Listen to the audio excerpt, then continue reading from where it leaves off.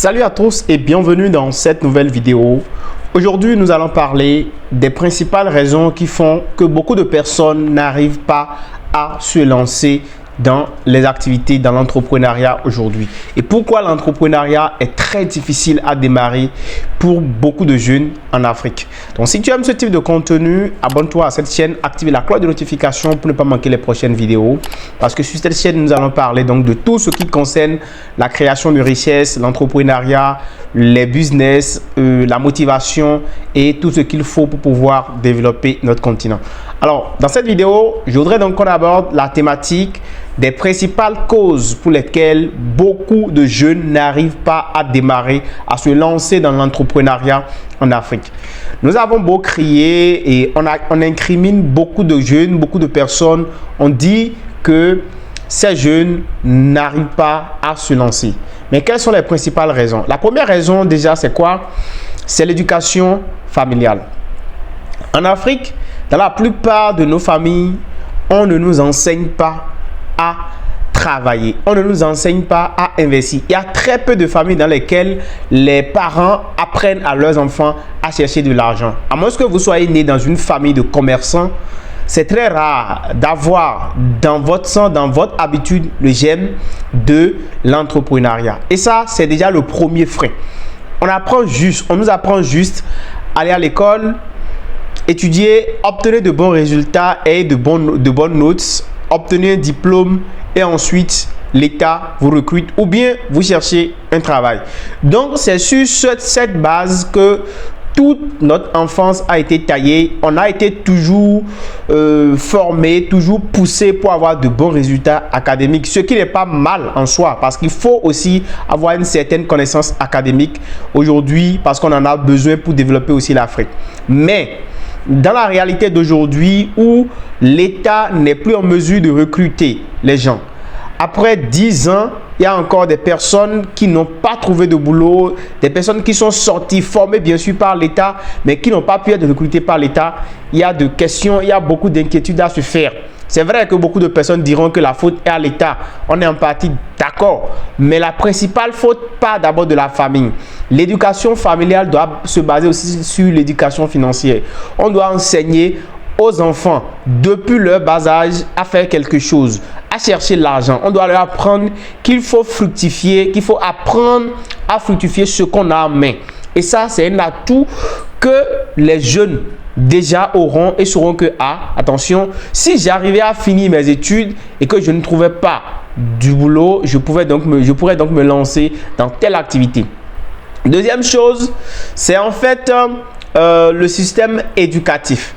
Le système éducatif n'a pas du tout aidé à l'entrepreneuriat. Parce que dans le cursus scolaire, je ne crois pas que dans l'enseignement général, sauf l'enseignement technique où on vous apprend à faire quelque chose parce que vous êtes allé pour vous former pour quelque chose. Dans l'enseignement général où la majorité de personnes vont, en fait, il n'y a pas de module, il n'y a pas de cours, de matière qui nous enseigne à se lancer dans l'entrepreneuriat. Et c'est là-bas que la grande masse de personnes vont. À l'université, vous n'avez qu'à aller voir dans les amphithéâtres où il y a 1000, 2000, 3000, 3500 personnes qui sont entassées. Ce n'est pas leur faute, ce n'est pas la faute à ces étudiants-là, mais c'est d'abord la faute à la maison où on n'a pas appris à chercher de l'argent.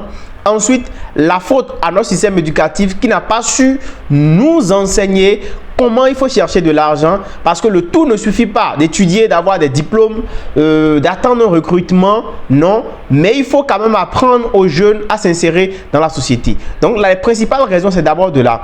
La troisième cause, c'est quoi? C'est lié aux jeunes eux-mêmes. Les jeunes n'ont pas du tout envie de travailler.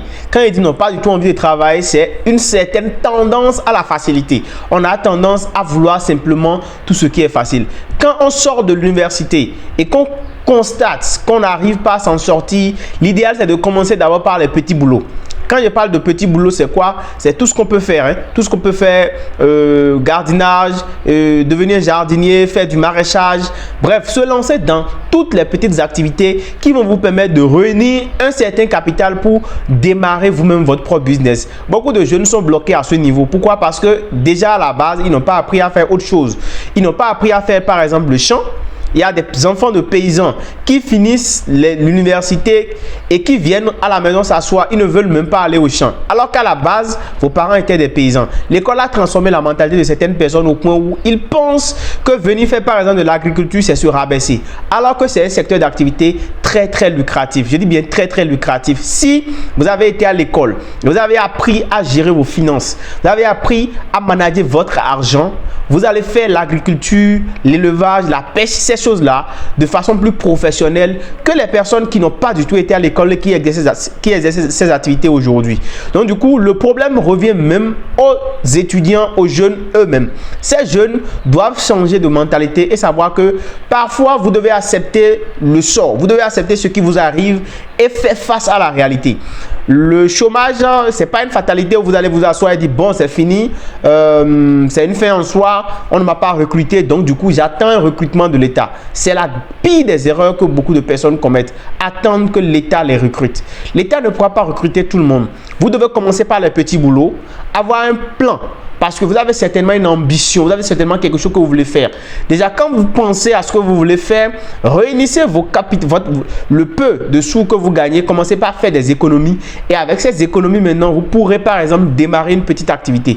Aujourd'hui, par exemple, à l'ère du numérique, il y a assez d'activités que vous pouvez faire sur Internet. Vous n'avez même pas besoin d'avoir un bureau ou d'avoir, je sais pas, une représentation physique pour pouvoir travailler. Déjà, à partir de votre téléphone portable, vous pouvez travailler en ligne, vous pouvez faire de petites activités comme par exemple la rédaction web qui est une activité très rentable qui peut vous rapporter énormément de l'argent. Le copywriting, vous pouvez faire de l'affiliation marketing par exemple qui est une activité aujourd'hui que vous pouvez faire depuis chez vous. Voilà tant d'activités aujourd'hui que vous pouvez exercer en étant bien sûr dans votre maison. Et ça, c'est des choses que beaucoup de jeunes ne savent pas.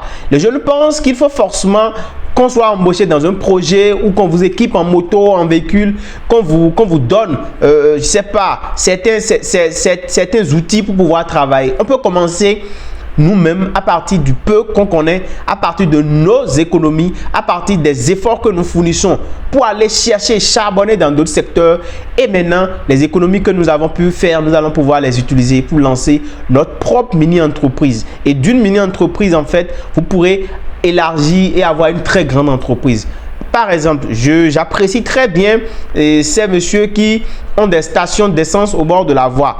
Parfois, ils partent d'environ 10 000 avec un bidon d'essence. Je ne sais pas que je conseille cette activité, mais à partir d'un bidon d'essence, il se fait des économies et petit à petit, vous voyez, il part d'une station d'essence au bord de la voie, il va avoir 2, 3, 4, 5, 6, 10 et il recrute finalement des gens qui travaillent pour lui et lui-même finalement, il ne vend plus. Voilà comment vous pouvez vous-même partir. Vous n'avez pas besoin forcément d'attendre qu'on vienne vous financer. Et ça, c'est les 3 principales raisons pour lesquelles aujourd'hui, les jeunes ont vraiment du mal à se lancer dans l'entrepreneuriat en Afrique et en Russie. Nous devons changer notre façon de comprendre, de voir les choses parce que c'est ainsi que nous allons pouvoir nous développer. Il y a assez d'activités aujourd'hui qu'on peut faire. Vous pouvez même faire par exemple le community management. C'est une formation que vous allez prendre avec peut-être 10 000 ou 15 000, vous vous formez en gestion des réseaux sociaux, des plateformes.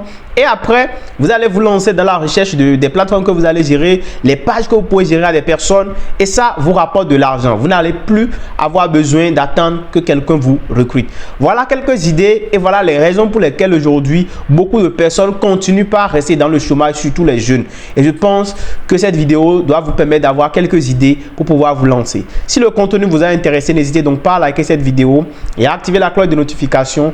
On se dit à très bientôt. Ciao.